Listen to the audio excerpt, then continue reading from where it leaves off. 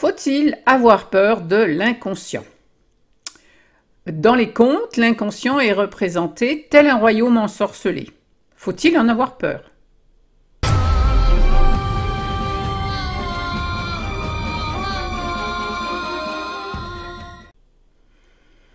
Je suis Élisandre, leaduse de futur, experte du changement par les contes. Je propose la voie initiatique du héros pour traverser les peurs et les épreuves du cœur.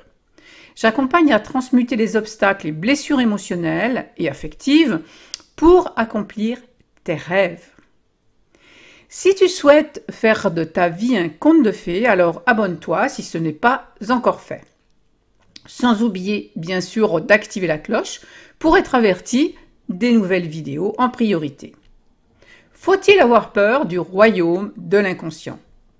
On ne devrait pas avoir peur de l'inconscient. Il est par définition ce que nous n'avons pas encore amené à la conscience et il est salutaire de régénérer perpétuellement notre conscient. Une mémoire saine est évolutive. Elle intègre de nouveaux éléments régulièrement. C'est pour cette raison que nous sommes censés devenir sages en prenant de l'âge. Je dis bien censés entre guillemets car notre monde actuel, en ne voyant qu'à la surface, est devenu insensé en grande partie. Mais tu n'es pas obligé de suivre le même chemin d'inconscience. Tu peux devenir un ou une initié des mystères de toi-même. Et je ne parle pas de l'invisible ou des entités vers lesquelles se tournent beaucoup de nos contemporains, en croyant bien faire, très certainement. C'est d'abord vers les mystères de sa propre vie et de son propre psychisme qu'il convient de se tourner. Connais-toi toi-même et tu auras accès à l'univers et aux dieux, les dieux étant des archétypes. Cela me semble sage. À la fin de cette vidéo, je te résume ce processus de renouveau de la conscience dans la synthèse, avec la synthèse d'un conte type qui te fera comprendre parfaitement par l'intermédiaire de ton cerveau droit en fait. Quand il n'est pas encore temps d'évoluer en faisant alliance avec l'inconscient, c'est l'inconscience qui s'en charge. Et évidemment, l'inconscience entraîne son lot d'inconvénients et parfois de surprises désagréables. Et c'est sans doute en partie pour cette raison que l'inconscient, il n'a pas toujours très bonne presse.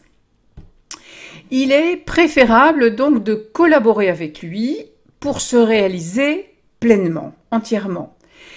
C'est donc avec toi ou malgré toi que ça se passe. Les somatisations sont par exemple des messages forts de l'inconscient via le corps et ils arrivent probablement la plupart du temps par ignorance de messages plus subtils qu'il y a eu avant, qui n'ont pas été entendus. L'inconscient porte deux couches, si je puis m'expliquer ainsi. Parce que comme nous sommes à la fois une part unique, une cellule de l'humanité et puis aussi l'humanité entière, puisque chaque partie contient le tout, eh bien on peut dire que nous avons une part d'inconscient qui est personnelle, l'inconscient personnel donc, que je préfère appeler subconscient. Et puis il y a aussi un inconscient collectif qui serait la somme de la mémoire humaine. Donc une mémoire personnelle et une mémoire de l'espèce, une mémoire universelle, comme Jung l'a mis en lumière. Et cette mémoire universelle, elle est à même de nous sortir de notre égoïsme, de notre égocentrisme. Elle nous appelle. Elle est comme un monde de tout possible, d'une richesse absolument inimaginable, infinie, impensable, inouïe. Alors, avant de te dire comment avoir accès à ce monde de tout possible, laisse-moi te préciser que sous la vidéo, tu trouveras beaucoup de ressources pour vivre tel un héros ou une héroïne de conte et puis traverser victorieux ou victorieuse les épreuves du cœur, justement.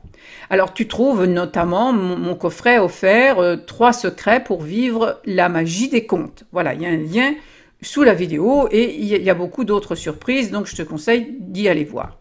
Alors pour avoir accès à ce monde de tout possible, afin qu'il nous révèle ses richesses, eh bien il faut passer le seuil de celui-ci, et celui-ci est gardé par des aspects de nous-mêmes qui nous font peur. Et c'est cela qui représente les épreuves, en quelque sorte. Dans les contes, je t'en reparle plus loin, ces gardiens sont des ogres, des géants, des dragons, des sorcières, etc. Alors l'inconscient, il n'a pas bonne réputation également parce que Freud a amené l'idée assez étriquée, je trouve, que l'inconscient était le réservoir du refoulé. Et évidemment, quand on a refoulé quelque chose, il y a une bonne raison à ça. Jung, au contraire, et j'adhère pleinement à cette idée, a dit que l'inconscient n'est pas une boîte à ordures du conscient, ce n'est pas la poubelle, mais c'est un système psychique qui est autonome et dont l'activité compense les erreurs et puis l'unilatéralité, la rigidité du conscient. Alors, à la question « faut-il avoir peur de l'inconscient ?» Eh bien non, si tu comprends qu'il est normal de renouveler les formes régnantes de la conscience et que c'est dans l'inconscient que tu trouves la matière du renouvellement. Tu comprends donc que tu ne devrais pas avoir peur de l'inconscient. Mais dans une prochaine vidéo, je t'explique pourquoi tu pourrais en avoir peur. Voilà. Ces forces régnantes de la conscience dont je viens de te parler sont représentées dans les contes par la fonction de l'intelligence, la fonction royale. Alors tu as souvent un roi qui sent par exemple sa mort prochaine et qui fait appel à un héros pour aller délivrer une princesse, pour l'épouser évidemment, pour la pérennité du royaume. Autrement le royaume il périclitera et ça sera terminé. Mais alors il se trouve que cette princesse, elle est aux prises avec un dragon ou un ogre ou autre monstre. Et donc il y a un prix à payer pour la délivrer et délivrer le royaume en même temps, qui ainsi pourra se prolonger après un mariage qui montre que le conflit est réglé.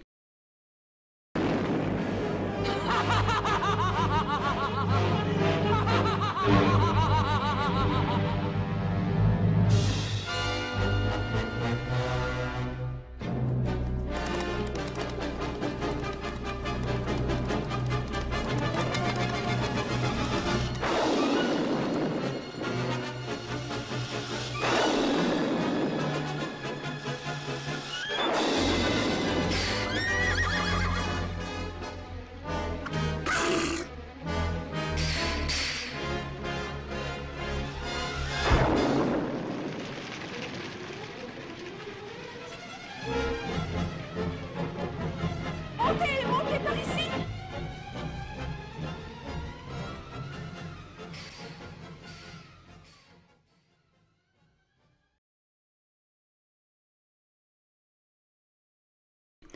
Alors le conflit au départ, c'est entre ce qui est et ce qui devrait être, entre le vieux monde en perdition et puis un futur qui semble inaccessible. Il va donc y avoir des épreuves du cœur, du courage, mais c'est grâce à son saint désir et à son adhésion à la demande du roi que le héros obtiendra les informations nécessaires pour vaincre le dragon, parce qu'il lui faut des outils magiques, évidemment. Ces informations lui seront données dans le conte par la fée qui prend dans les contes toutes sortes de formes, en quelque sorte. Donc, résumons-nous, l'inconscient n'est pas seulement la mémoire du refoulé, mais il contient tous nos possibles. C'est un véritable vivier d'images et de symboles qui est susceptible d'aider à notre croissance. Alors, si cette vidéo t'a plu, merci de la liker, la partager, et puis pourquoi pas, tu peux laisser un commentaire. Regarde sous la vidéo les ressources et tu trouveras un lien pour télécharger mon coffret 3 secrets pour vivre la magie des contes. Et puis aussi, tu peux intégrer ma communauté. Donc, rendez-vous sur le Royaume Amoureux, donc www.leroyaumeamoureux.com. Et ce royaume amoureux, c'est justement le royaume qui appelle sa délivrance. Voilà. Donc, c'est au royaume amoureux que tu pourras traverser les épreuves du cœur pour délivrer ton royaume, qui te semble peut-être inaccessible aujourd'hui. Et je te dis à bientôt dans une prochaine vidéo.